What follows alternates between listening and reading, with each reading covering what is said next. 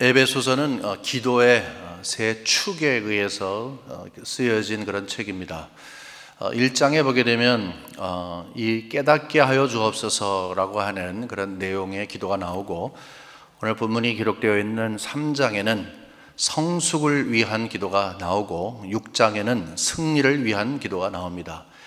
그래서 에베소서는 물론 우리 교회와 성도와의 관계를 잘 설명하고 있는 그런 책이지만, 일단 그 중심에 기도가 있다 하는 생각을 갖고, 오늘은 그 중심에 있는 성숙을 위한 기도가 이제 세 개로 나눠지게 되는데, 첫 번째인 속사람을 강건케 하여 주시옵소서라고 하는 이 주제를 갖고 하나님의 말씀을 받도록 하겠습니다. 같은 나이라도 성숙한 아이가 있고 그렇지 않은 아이가 있습니다. 겉으로 봤을 때는 잘 모릅니다. 이제 몸이 크고 또 몸무게가 많이 나간다고 해서 성숙한 것은 아닙니다. 성숙한 아이들은 아이들 중에서 나이에 걸맞지 않게 속이 깊은 아이들을 이야기합니다. 자녀가 몇 명 안 되는데 다 아이들이 다 똑같이 성숙하지 못하고 성숙도가 조금 다를 수가 있어요. 어떤 아이는, 성숙한 아이는 배려하고 양보하고 책임이 엄청나게 강하고, 또 부모에게 속을 썩이지 않기 위해서 최선을 다하고, 자기의 앞길에 대해서 이제 분명히 뜻을 정하고 흔들리지 않고 한 걸음 한 걸음 나가는 그런 아이들도 있습니다. 성숙한 아이는 이제 뭔가 다릅니다. 신앙도 마찬가지예요. 태어난 어린 아이가 반드시 자라서 이제 어른이 되는 과정 속에는 성숙해야 되는 게 있어요. 몸만 커지는 게 아니죠. 예수를 믿기 시작한 바로 그 순간부터 우리는 예수의 사람이 되고, 그러므로 나는 믿음을 가졌습니다라고 이야기하지만, 이제는 어린 아이와 같은 거예요. 똥오줌 잘 가리지 못하고 그냥 우유만 먹고 이유식조차도 먹지 못하는, 이것은 하나님의 말씀을 아무리 좋은 거를 돼도 잘 이해하지 못하는 것을 이야기한다면, 어쨌든 어린 아이와 같은 그런 출발점에 있는 우리가 거기 머물러 있으면서 나는 예수 믿어요, 예수 믿어요 라고 한다 그래서 자연스럽게 성숙하고 그 마음이 깊어지는 것이 아닙니다. 신앙의 그 깊은 지경에 이르기 위해서는 우리는 반드시 이제 성숙해야 합니다. 자라나야 하는 것입니다. 여기 15절의 말씀 보게 되면은, 이름을 주신 아버지 앞에 무릎을 꿇고 비노니, 이렇게 얘기를 하고 있어요. 이 에베소서를 쓰다가 갑작스럽게 무릎을 꿇고 비는 거예요. 하나님께 기도를 하는 거예요. 여러분, 그럴 때 있잖아요. 누구에게, 사랑하는 아이에게 편지를 쓴다 그럴 때, 나는 내가 학교에 가서 공부 잘하기를 원하며 좋은 친구 사귀기를 원하고 이렇게 하기를 진정한 마음으로 기도한다 라고 할 때, 부모의 심정에 있어서는 그걸 쓰면서 잠시라도 하나님께 기도하고, 하나님, 우리 아이가 이렇게 해주시기 원합니다. 그리고 다시 계속해서 편지를 쓰는 그런 거나 마찬가지예요. 에베소서는 편지거든요. 편지를 쓰다가 지금 무릎을 꿇었어요. 무릎을 꿇고 간절한 마음을 가지고, 하나님, 저를 성숙시켜 주신 하나님께서 이 글을 읽는 모든 사람들에게 성숙시켜 주시기를 진심으로 원합니다. 이것을 간절히 간구하는 거예요. 그 방법이 무엇인가 하면은, 속사람을 강건케 해 주십시오 라는 기도예요. 그러니까 이것은 우리에게도 적용이 되는 거예요. 우리가 무엇을 갖고 기도해야 할까? 성숙하기 위해서는 하나님, 속사람을 강건케 하여 주시옵소서. 우리 자녀가, 아니면 사랑하는 분이, 주위에 있는 분이 영적으로 성숙되지 못한 모습을 봤을 때, 정말 성숙했으면 좋겠는데 라고 했을 때 가서, 야, 너 좀 성숙해라, 그렇게 얘기하죠. 조금 그렇잖아요. 그럴 때는 무릎을 꿇고, 하나님, 성숙할 수 있도록 도와주십시오. 그러므로 속사람을 강건케 하여 주십시오. 여러분 자신과 주위에 있는 분들을 위한 중요한 기도 제목이 될 수 있는 것입니다. 여러분, 속사람에 대해서 들어본 적이 있으신지 모르겠어요. 속사람에 대해서 우리가 잘 알아야 돼요. 속사람은 굉장히 혼동스럽고, 이 속사람을 자칫 잘못 이해하면 이제 이단에 빠지게 됩니다. 이단들은 이것을 아주 즐겨 사용해서, 이제 우리 인간은 이분법으로 이 둘로 막 나누게 되고, 인간이 어떻게 육체와 이 영혼을 나눌 수가 있어요? 그렇게 될 수가 없는데 막 나누고 막 이렇게 해갖고 그 이단 사조가 막 나오고요. 나아가서는 이것은 너무 어려운 것이기 때문에 그냥 팽개쳐 버릴 수가 있지만, 우리 신앙생활 하면서 속 사람이 강건한 것이 너무너무 중요한 것이기 때문에 이것이 굉장히 중요한 성숙을 위한 우리의 기도 제목이 되어야 합니다. 그래서 오늘은 세 가지의 주제를 가지고, 하지만 한 주제 안에서 세 작은 주제를 갖고 말씀드리겠습니다. 첫 번째는 속 사람이 무엇인가, 또 두 번째는 속 사람이 뭐 이렇게 중요하길래 그렇게 강건해야 하는가, 세 번째는 어떻게 속 사람이 강건할 수 있는가 하는 것을 말씀드리겠습니다. 맨 처음에 속 사람이 어떤 것인가.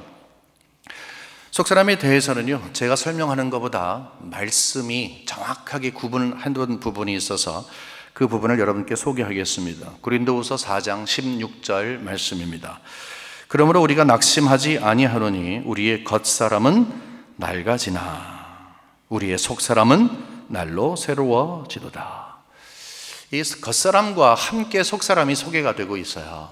그러니까 내 속사람을 알기 위해서는 굉장히 이것이 신비하고 굉장히 딱 들어오지 않는 것이지만, 겉사람과 대조를 할 때 약간의 그 눈이 뜨기 시작을 하는 것입니다. 겉사람은, 이 겉사람이에요. 여러분도 저를 지금 보고 계시는데 겉사람을 보고 계시는 거예요.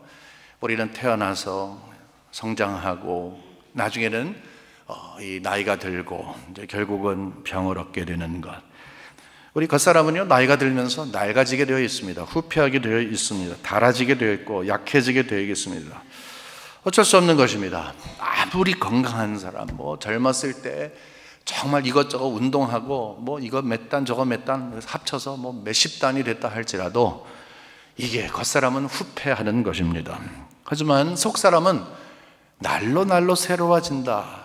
우리는 이 겉사람만 보기 때문에, 겉사람을 보고 거울 앞에 쓰고 아니면 쭈글쭈글해지는 이 손을 보고 얼굴을 보면서 한숨을 푹푹 쉬지만, 이 속사람은 강건해질 수 있고 속사람은 매일매일 새로워질 수 있어서 큰 대조를 이루고 있기 때문에 그게 뭔데? 라고 하면서 우리의 관심을 끌게 되는 것입니다. 이 속사람에 대한 설명이 굉장히 어려워요. 그래서 이것을 이제 설명을 하기 위해서 정말 지나칠 정도로 많이 준비를 했다가 다 버려버렸어요. 왜냐하면 더 헷갈려요, 그러면요. 그래서 굉장히 간단하게, 아주 간단하게 속사람을 설명하기로 했어요. 속사람은 뭐냐면 내 안에 있는 거예요. 내 안에. 그러니까 속사람이죠. 내 안에 있는 것. 근데 우리가 볼 수도 없고 만질 수도 없어요. 내 안에 있는데 볼 수도 있고 볼 수도 없고 만질 수도 없어요. 왜 그런가 하면 영의 영역이기 때문에 그래요. 영의 영역. 영의 영역이라고 했을 때 여러분, 우리가 생각을 해보세요. 성령이 이제 우리에게 오시잖아요. 예수 믿는 우리에게 하나님께서 최고의 선물 성령을 주시잖아요. 그러면 성령이 내 안에 오셨습니다. 내 안에 거하고 계십니다. 영어로 보면 dwell이라는 걸 쓰거든요. 내 안에 거하시고 계십니다 라고 했을 때 성령이 어디 계세요? 어디 계시게 생각하세요? 심장 옆에? 아니면 머리털 끝에?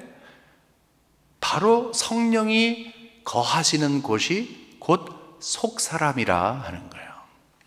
내 속사람은 성령이 거하시는, 그리고 성령이 통치하시는, 성령이 주인이 되시는, 그것이 바로 이 속사람이 된다 하는 것입니다.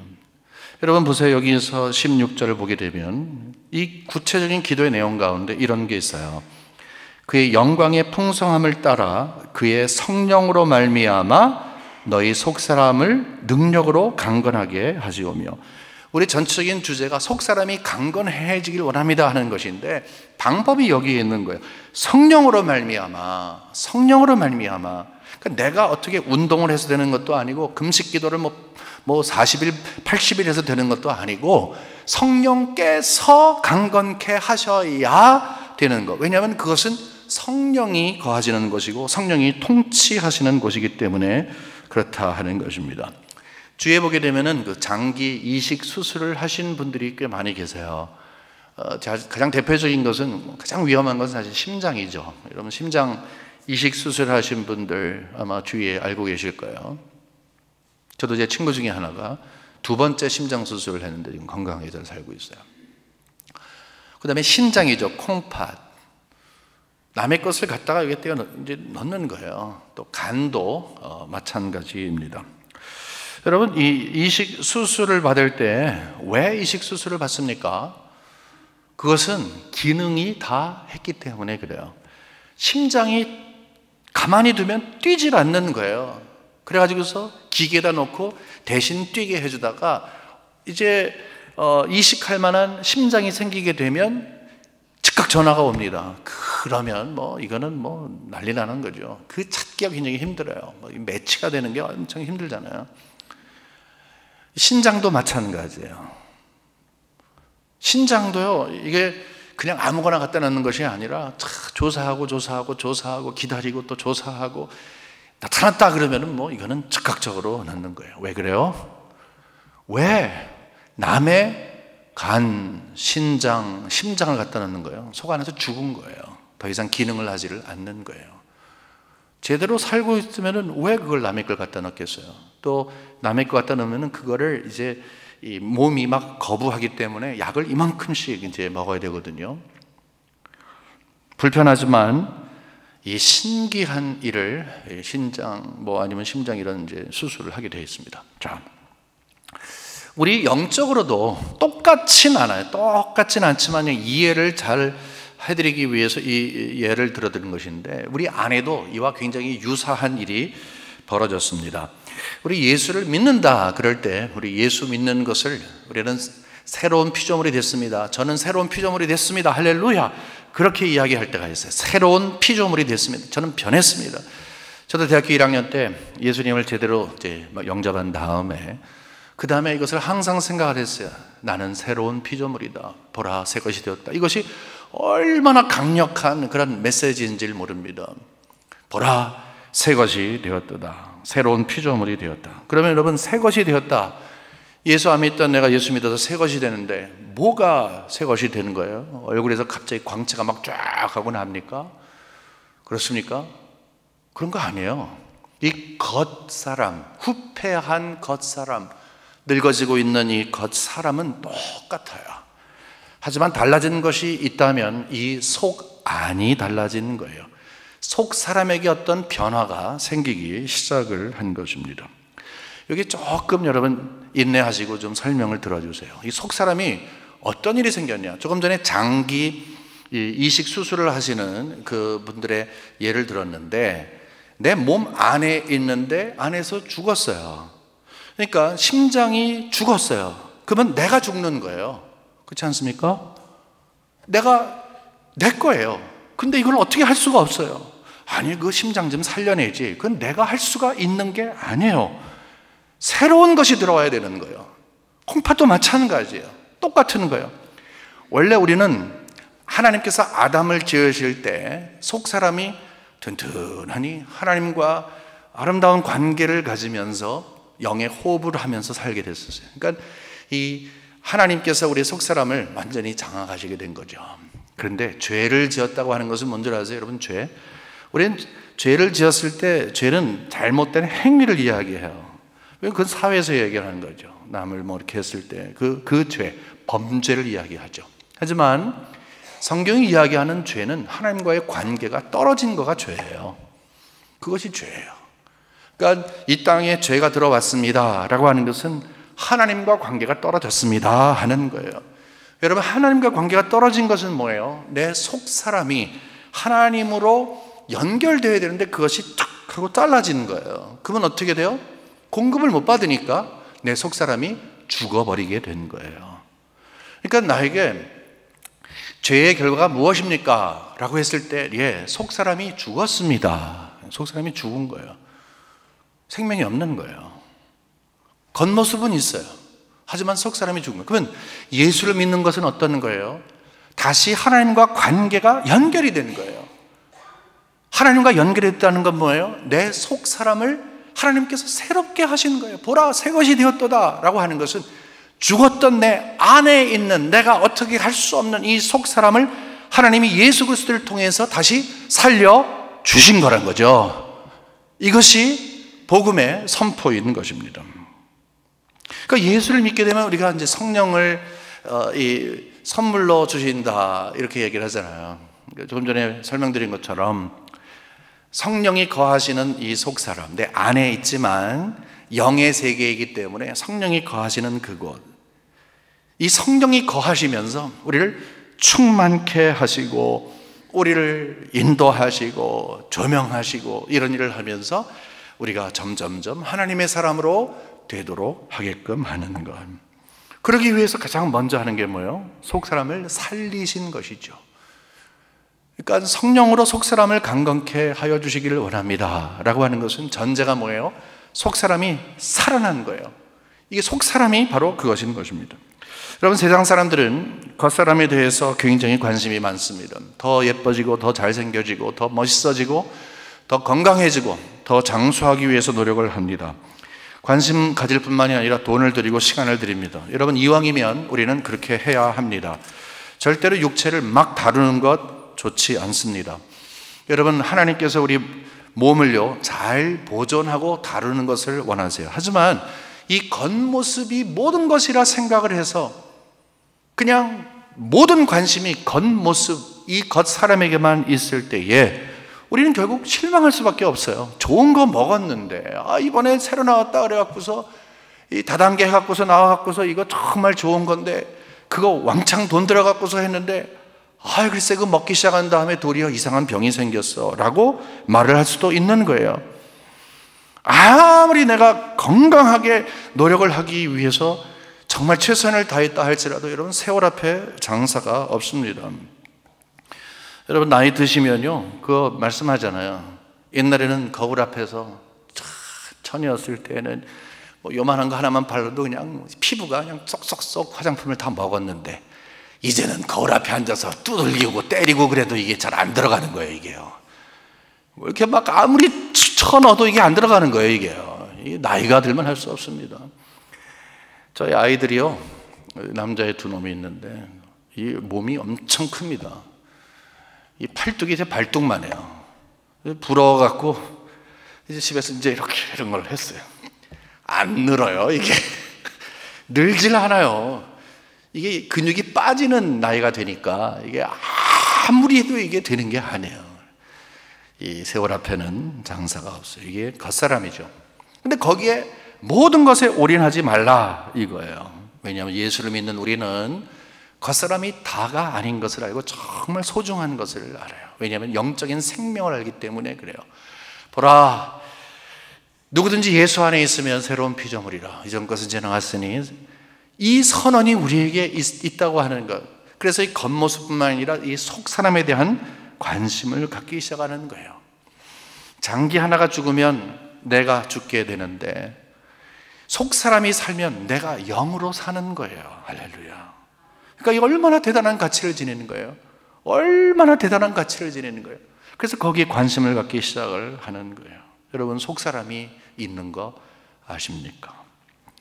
예수를 믿지 않는 상태에 있는 사람은 속 사람이 없어요. 성령에 대한 통치도 없는 것이죠. 하지만 우리는 이 소중한 은혜가 있어요. 이 속 사람이 살아났어요. 예수님 때문에 나를 통치하시는 부분이 있어요. 이것이 바로 속 사람입니다. 그러면 왜 이 속 사람이 강건케 돼야 합니까? 왜 그렇습니까? 이미 이제 우리는 답을 얻었어요. 그래야지 성숙하니까. 이 어린 아이의 그 지력이나 아니면 체력이 그냥 그렇게 머물러 있을 때 우리는 아파하잖아요. 하나님께서 우리 자녀된 우리가 그래서 예수 믿기 시작할 때부터 똑같아요. 지금도 하나 변함이 없어요.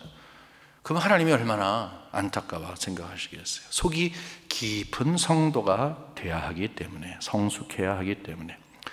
근데 이런 그 필요를 하나님이 간혹 느끼게 하실 때가 있어요. 이것은 안 되는데, 내가 참 이거는 안 되는데, 내가 신앙인으로 이거보다 좀 훨씬 더 성숙해야 되는데 라고 생각을 할 때가 있어요. 남들 앞에서야 뭐 거룩한 모습 보이고 그렇죠. 그 다음에 임직도 받고, 그 다음에 뭐도 하고 하지만 속이 휑하니 뻥 뚫려 갖고 있는 그런 부분도 있을 수가 있어요. 왜냐하면 하나님께서는 겉사람을 보지 않고 속사람을 보시잖아요. 그러니까 마음에 갈등이 생길 때가 있습니다. 여러분, 여기에서 이제 속사람에 대한 이야기를 하는데, 이제 혹시 이런 신앙적인 고민이 없으신 분들은 아마 이제부터 하품하시면서 이제 주무시게 될 거예요. 왜냐하면 관심이 없으니까, 그건 남 얘기니까. 근데 정말로 신앙적인 갈등이 있으신 분은 이제부터 말씀은요, 아주 더운 여름에 시원한 냉수 한 그릇 드시든 그런 하나님의 말씀이 될 것입니다. 여러분 마음속에 어떤 갈등이 있어요? 갈등이 있어요. 신앙적인 갈등이 있어요. 내가 하나님의 말씀을 받고 그대로 살고 싶은데 이게 잘 안 되는 거예요. 이게 하나님께 기쁨을 드리고 싶은데 자꾸 그러지 못하는 거예요. 이거 누구한테 말하겠어요, 이것을요? 물론 우리가 쉐어링 할 때가 있어요. 근데 연약한 것을 드러내면 혹시나 저 사람이 날 무시하면 안 되겠구나 생각해서 나를 꼭꼭 걸어 잠그고 그냥 이렇게 했을 때가 많이 있잖아요. 그러니까 속 안은 썩어 뭉들어지고 신앙적으로는 지금 완전히 이거는 후패한 정도가 아닌데 그냥 겉모습만 번지르하니 있을 때가 있어요. 로마서를 보게 되면 이런 말씀이 기록이 되어 있는데, 우리가 잘 아는 오호라 나는 곤고한 자로다 하는 그런 바울의 외침이 있습니다. 이 바울의 외침의 근거가 어떤 거냐? 자기가 속 안에서 정말 갈등이 있는 거예요. 하나님이 원하시는 것과 하나님이 원치 아니하는 이 두 가지가 계속적으로 부딪히고 있는 거예요. 이것을 갈라디아에서 보게 되면은 이제 성령의 소욕과 그다음에 육체의 소욕이다 이렇게 얘기를 하는데, 어쨌든 내 안에서 자꾸 주의 뜻대로 아니야 라고 하는 이것이 부딪히게 된 것을 이야기를 합니다. 로마서 7장 22절서부터 거기에 좀 구체적으로 설명이 되어 있어요. 여러분 잘 아시는 그런 내용이 담겨져 있습니다. 이 속사람으로서는 무엇이 있는가? 내 속사람은 성령이 거하시는 속사람은 하나님의 법을 즐거워하되, 할렐루야, 너무 감사하잖아요.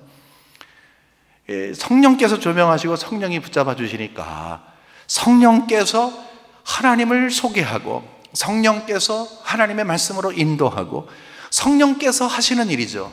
그러니까 그대로 살기를 원하는 거예요. 변화된 우리는 적어도 이런 신앙 양심이 있어요. 하지만 23절에 보니까 내 지체 속에서 한 다른 법이 내 마음의 법과 싸워서 내 지체 속에 있는 죄의 법으로 나를 사로잡는 것을 보도다. 이제 나를 마음으로 가만히 편안하게 두지 않는 다른 파워가 있다는 거죠. 내 속사람은 하나님의 법을 굉장히 즐거워하는데 내 육체의 법, 내 육신의 법인데 그것은 죄의 법이다. 자꾸 죄로 이끌어가는 것이다.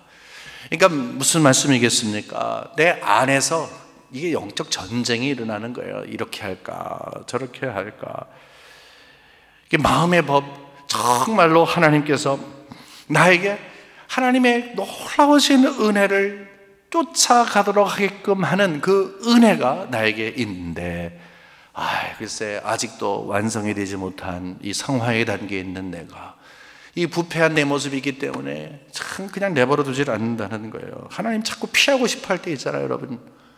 하나님 피하고 싶어 하는 것, 하나님을 떠나고 싶어 하는 것, 그리고 편안해지고 싶은 것, 세상의 것이 왜 이렇게 달콤한지, 이런 유혹과 시험이 찾아오면 고민하지 않고 따라갈 때가 있습니다. 이 두 가지는 항상 싸우게 돼 있어요. 하나님의 법이냐 아니면 죄의 법이냐, 이 계속적으로 싸우게 되어 있어요. 여러분, 이것이 바로 신앙적인 갈등이에요. 앞에다가 두고서 결정을 하는 거죠.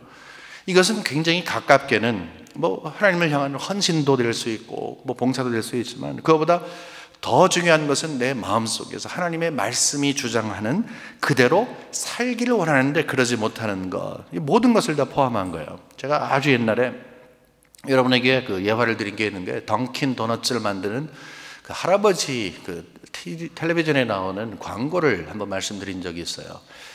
뭐냐 하면 새벽이 됐는데 막 벨이 울리는 거예요. 그러니까 이 던킨 도너츠에 가서 이 도너츠를 만드는 할아버지인데, 이렇게 수염도 이렇게 나시고 둥둥하신 분인데 일어나서 일어나요. 이제 나가기 싫은데 나가려고 그러는데 문을 열고 딱 나가려는데 눈보라가 막 치는 거예요. 뭐 나가고 싶은 마음이 있겠어요? 그러니까 이제 갑자기 안 나가고 싶으니까 갑자기 이쪽에서 뿅 하고서 천사의 모습을 가진 어떤 예쁜 아이가 나와서 한 다음에 You should go and make Dunkin' Donuts 이런 거예요. 너 가서 꼭 던킨 도너츠 만들어라. 이렇게 탁 쳐다봐요. 그러니까 이제 가려고 그래요. 근데 갑자기 이쪽에서 뿅 하고 나타나요. 까만 옷을 입고 꼬리가 이렇게 겼는데 No, you shouldn't go and make Dunkin' Donuts 이렇게 얘기를 하는 거예요. 안 돼. 나가서 던킨 도너츠 만들지 마. 그러니까 이쪽을 딱 보니까 You should go and make Dunkin' Donuts. 저기는 No, you shouldn't go and make Dunkin' Donuts 이렇게 얘기를 하는 거예요. 이렇게 봤다, 이렇게 봤다, 이렇게 봤다가 나중에는 Well, I should go and make Dunkin' Donuts 하고서 이제 갑니다. 가서 던킨 도넛을 만들어야 된다고서 이제 나가게 돼. 잠시 지나가는 던킨 도넛, 제가 무슨 던킨 도넛 선전하는 것 같은데요. 여러분 도넛 너무 많이 들지 마십시오. 그 몸에 안 좋습니다. 우리 앞에 그런 게 있다는 거예요. 내 안에서 하나님이 원하시는 것을 하고 싶은데 그렇지 않은 또 다른 것이 내 안에 세력이 있다는 거예요. 어떻게 하지?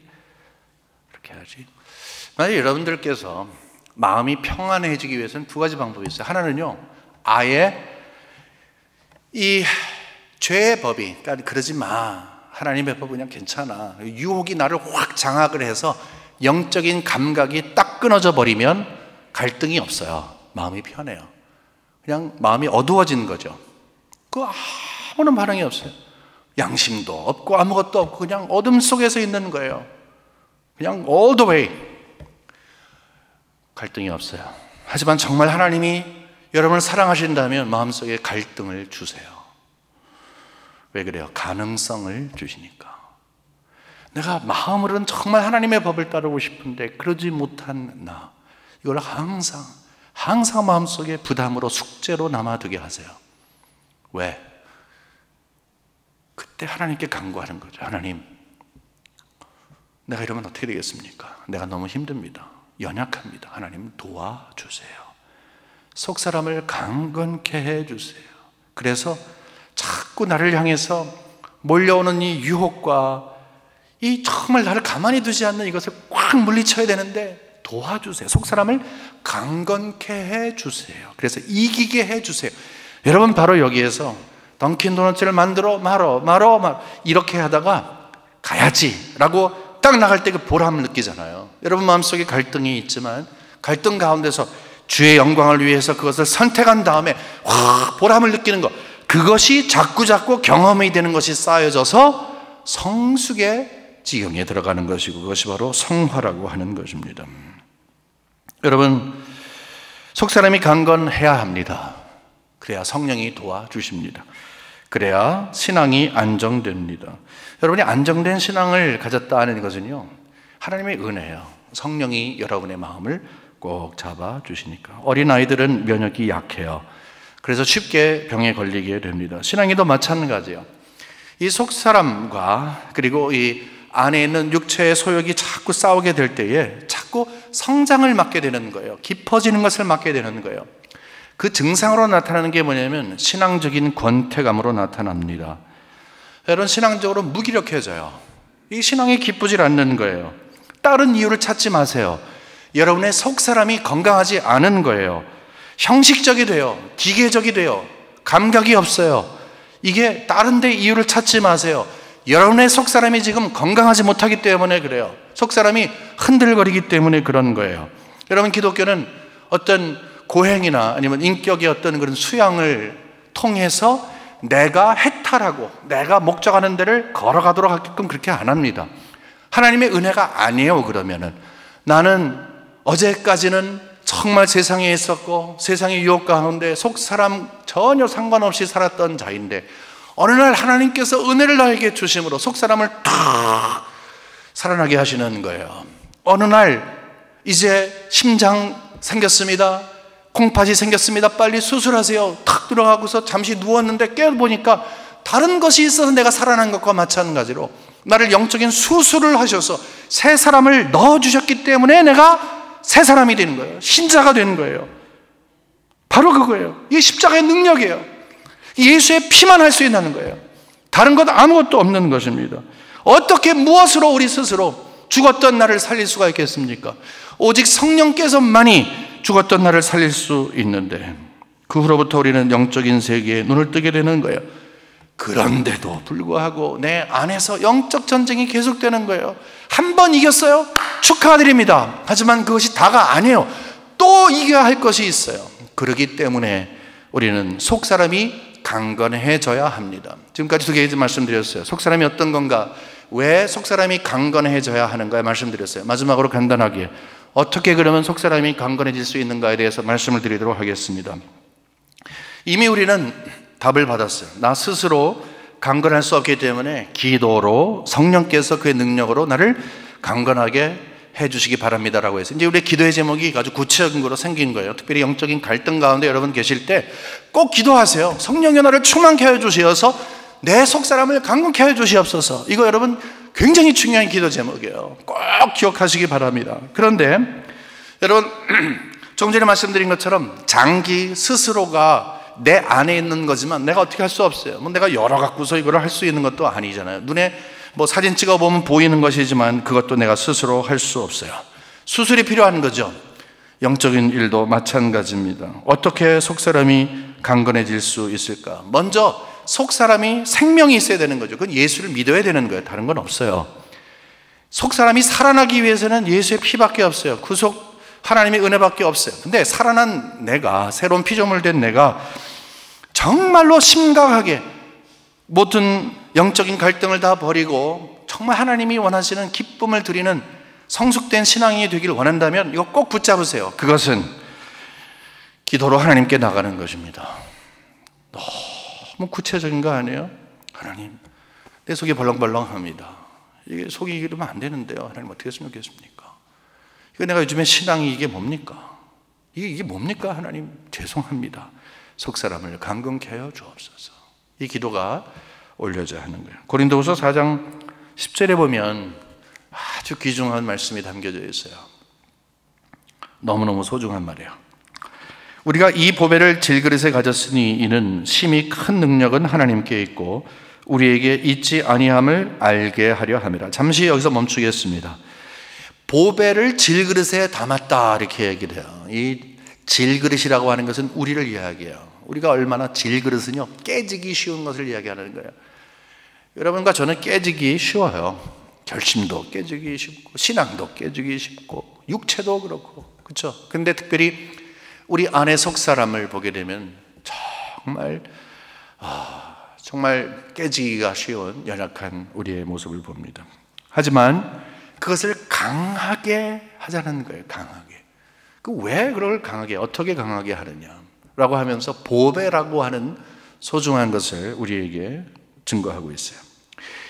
우리는 깨질 수밖에 없는 질그릇이지만 하나님이 우리를 버리지 아니하시고 그 안에 보배가 예수 그리스도예요. 내 안에는 예수가 계시는 거예요. 주 예수 내 마음에 들어와 계신 후 변하여 새 사람 되고 찬송하잖아요. 이 내 마음에, 내 안에 예수 그리스도가 계시다는 거예요. 왜 그런가?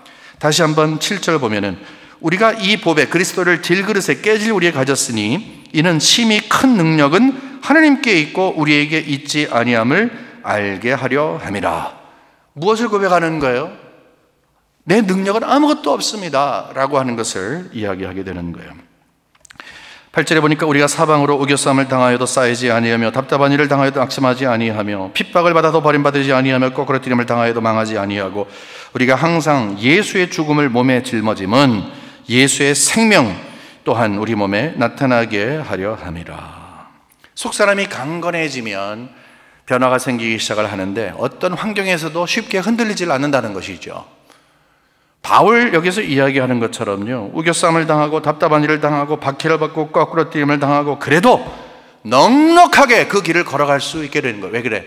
그 안에 예수 그리스도가 있었기 때문에 그런 거예요. 영적인 건강은 주위에 있는 모든 것들을 다 이겨나가게 하는 것입니다. 그렇기 때문에 왜 우리가 성령에게 간곡하게 부탁해요. 성령님 당신의 강건하심으로 나를 속사람을 강건케 하여 주시기를 원합니다 라고 했을 때 그 목적은 뭐냐 하면 내 안에 예수 그리스도가 계신 것을 항상 잊지 않게 하여 주시기를 원합니다 하는 거예요. 여러분 잘 생각해 보십시오. 우리가 이 보석이 있어요.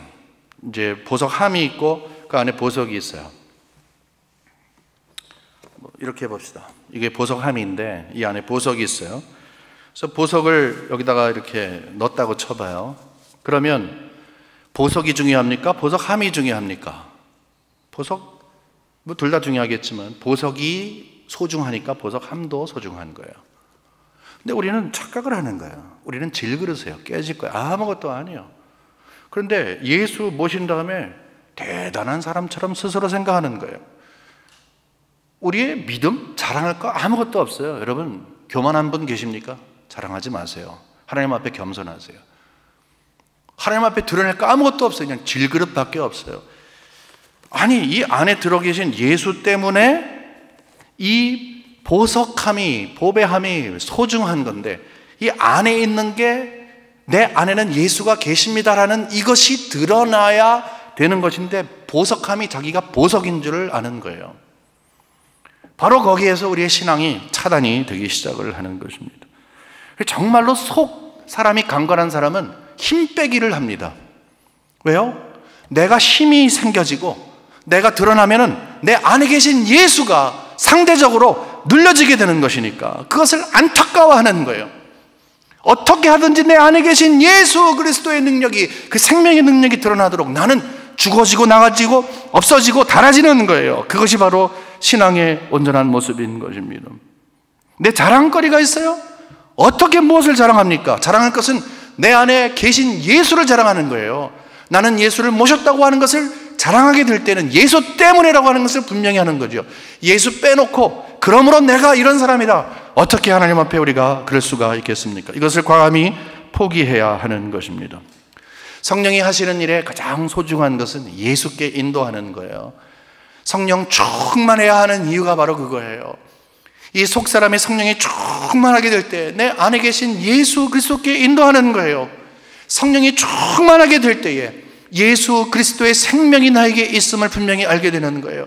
어떤 환경이든지, 감옥이든지 죽음이든지 순교의 그 위험 가운데서도 내 안에는 생명이 있다. 이것이 자존심이 되고 자부심이 되는 거예요. 그것이 바로 바울이 지녔던 마음속의 확신인 거예요.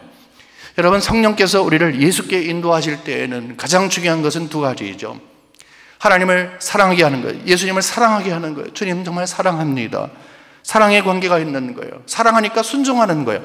사랑과 순종의 관계예요. 뭐가? 내 안에 계신 예수 그리스도와 예수 그리스도의 음성에 귀를 기울이고 예수 그리스도의 지도를 받고 예수 그리스도의 법을 사랑하고 예수 그리스도께서 이끌어 가시는 모든 것들을 나는 주님의 사람으로서 살겠습니다 라고 마음속에서, 그것이 순종이에요. 강요가 아닌 것이죠. 여러분, 그렇습니다. 성령이 우리에게 충만케 해야 되는 거예요. 여러분, 우리는 질그릇들입니다. 깨질 사람들입니다. 우리 자랑할 것 아무것도 없어요. 그러나 자랑할 것이 있어요. 나 같은 자에게 주님이 오셔서 나를 변화시키시고 내 안에 계시는 것, 그게 자랑이에요. 그것을 위해서 우리는 속사람에 대한 관심을 가져야 돼요. 흔들흔들하고 사방의 주위에 있는 것들 때문에 마음이 쪼그라들고 그런 것 때문에 여러분의 신앙의 길에서 흔들흔들할 때 바로 내 속 안으로 인도하셔서 예수 그리스도의 내 삶 속에서의 임재와 그분의 주인 되심이 확신하여질 때 우리는 다시 오뚜기처럼 일어나서 갈 수 있습니다. 기도하십시오. 속사람이 강건하신 여러분 되시기를 주님의 이름으로 축원합니다. 하나님 아버지, 속사람을 강건케 하여 주시옵소서. 왕이신 예수님, 우리를 불쌍히 여기시고 우리를 통치하여 주시옵소서. 예수 그리스도의 이름으로 간절히 기도 올리옵나이다. 아멘.